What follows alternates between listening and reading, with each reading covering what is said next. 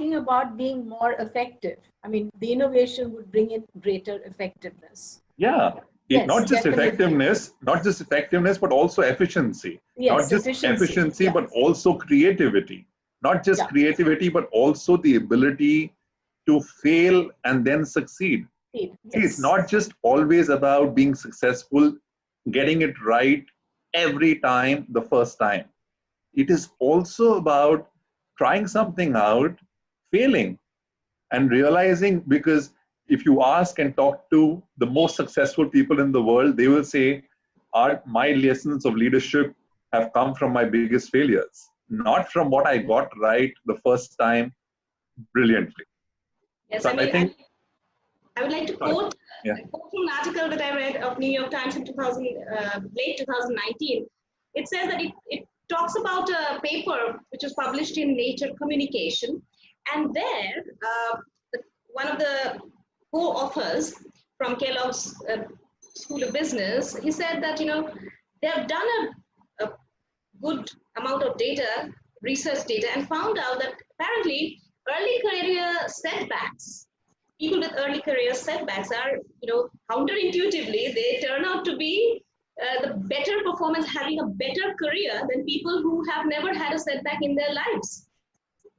So, but then again, when you were talking about, following instructions, there are some times when following instructions become kind of a burden. I'm talking about retrenchment and downsizing, which is happening right now.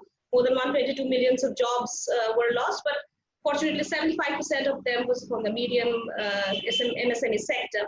But then the salaried and so-called permanent jobs are also not safe. So in this situation, we can understand that this is going to be quite common. It has been common, but it's going to be more common now. So there are two perspectives here. One is the perspective of the manager, who is asked to identify people in the team to who he or she has to ask to lead. Now that, I have friends whom I have seen, have confessed to me, written on Facebook even, how much stressful that is. It's a huge setback for them as a leader. And the other is from for people who are retained, but who have seen their team members gone, the heads have rolled. So for them also it's a setback, although they have retained their job. So these two setbacks are very real. If you could talk about strategies to ensure comebacks.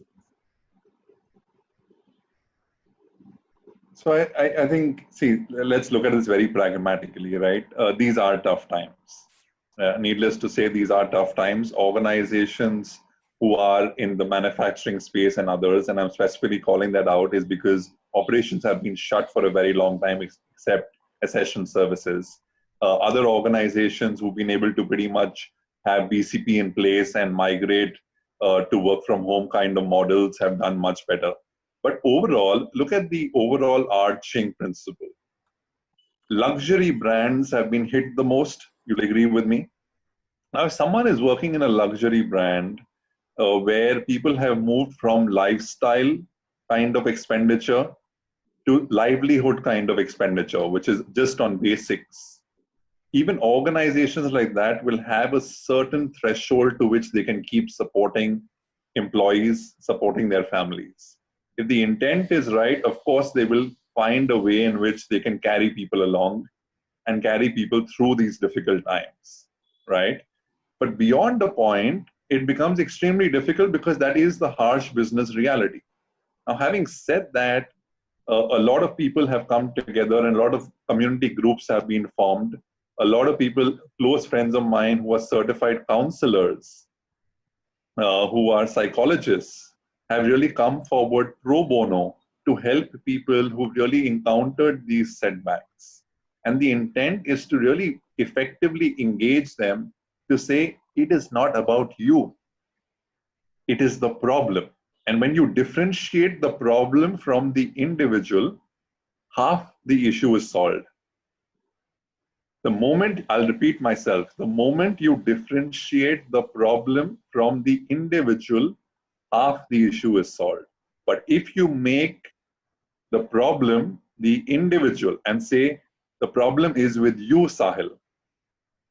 That only aggravates the problem.